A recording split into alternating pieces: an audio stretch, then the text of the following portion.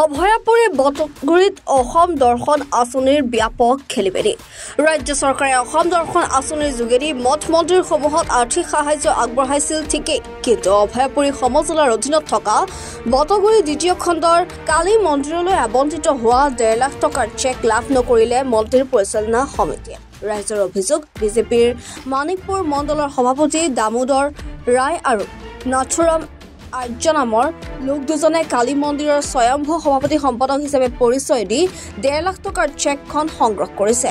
এই বিষয়ে মন্দিৰ পৰিচালনা সমিতিৰ সভাপতি সম্পাদক সহ স্থানীয় ৰাইজে অভয়াপুৰী সমজিলাৰ আয়ুক্তক লিখিত অভিযোগ দিয়াৰ পাছতো কোনো ধৰণৰ ব্যৱস্থা গ্ৰহণ নকৰিলে এতিয়ালৈকে ৰাইজৰ অভিযোগ কিয় গুৰুত্ব দিয়া নাই অভয়াপুৰী সমজিলা আয়ুক্তই অতি শীঘ্ৰে চৰকাৰে প্ৰদান কৰা 1.5 লাখ টকাৰ চেকখন মন্দিৰ পৰিচালনা সমিতিৰ হাতত দিব লাগে আৰু বিজেপি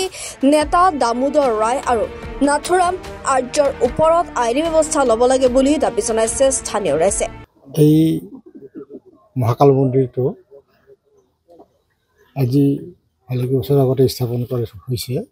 ইয়াৰ আগে চৰক পূজা হৈছিল চত মাহৰ শেষৰ তাৰিখত মানে বহাগ মাহ নপৰে চত মাহৰ শেষতে ৰঙালী বিহুৰ প্ৰথম দিনাখনে এই অনুষ্ঠানত বহুতো মানুহৰ সমাগম হয় আৰু এইটো আমি সৰুৰ পৰা দেখিছোঁ 1961-62 চনৰ পৰাই হ'ব এতিয়া আৰু সেই ঘৰত পূজা দিছিল আৰু ইয়াত মানে সেই শিমলা গছৰ ঘূৰাই আৰু এনেকৈ মানে চলি আহিছে কিন্তু এই অলপতে মানে এই মাৰ্চ মাহৰ 3 তাৰিখত মই মানিকপুৰলৈ যাওঁতে মোক ক'লে যে ৰাজহ বিভাগৰ ফালৰ পৰা আপুনি ক'ত আছে মানিকপুৰত গৈছে ভালে কথা ইয়াত সোমাই যাব সোমালোঁ এনেকৈ মন্দিৰত বোলে কিবা দিয়ে অনুদান 1.5 লাখ টকাকৈ এনে লিষ্টখন দিলোঁ 4টা মন্দিৰ এই শিৱ মন্দিৰ তাৰপিছত এই মহাকাল মন্দিৰ আৰু আমাৰ ঘৰত আছে লক্ষ্মী মন্দিৰ আৰু জগদ্ধাত্ৰী মন্দিৰ এতিয়ালৈকে ক'লে জগদ্ধাত্ৰী মন্দিৰত নহ'ব এই 3টা মন্দিৰত হেৰি কৰক এনে লিষ্টখন দিছোঁ তাৰপাছ পিছৰ দিনাই জিঅ' টেগ কৰি 4 তাৰিখত মাৰ্চত 4 তাৰিখে বিশ্বৰাই মানে এইটো জিঅ' টেগ কৰি পঠিয়াইছে ফটো মাৰি দিছে মন্দিৰত আপোনালোকৰ কি অভিযোগ আছে অভিযোগ মানে এতিয়া সেইখিনি যিখিনি 1.5 লাখ টকা দামোদৰ ৰায় আৰু এই নাথুৰাম আছে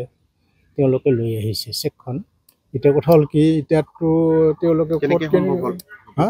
কেনেকৈ তেওঁলোকেতো পাৰ্টীৰ মানুহ বিজেপি দলৰ দামোদৰ ৰায় দলৰ মানুহ গতিকে তেওঁলোকে কিবা কৰিছে আৰু এতিয়া কথা হ'ল কি সেই টকাখিনি আমি পাব লাগে এই মহাকাল মন্দিৰ কমিটিয়ে মন্দিৰ পৰিচালনা সমিতিখন আপোনালোকৰ কমিটিখন নজনাকৈ তেওঁলোকে লৈ আহিছে এইটোৱেই কথা কি বিচাৰে আপোনালোকে এতিয়া মানে সেই টকাখিনি পোৱা বিচাৰোঁ আৰু যাতে বিভাগীয় নিয়মতে হয় অভয়াপুৰীৰ পৰা শফিকুল ইছলামৰ ৰিপৰ্ট এনি ভাৰত 24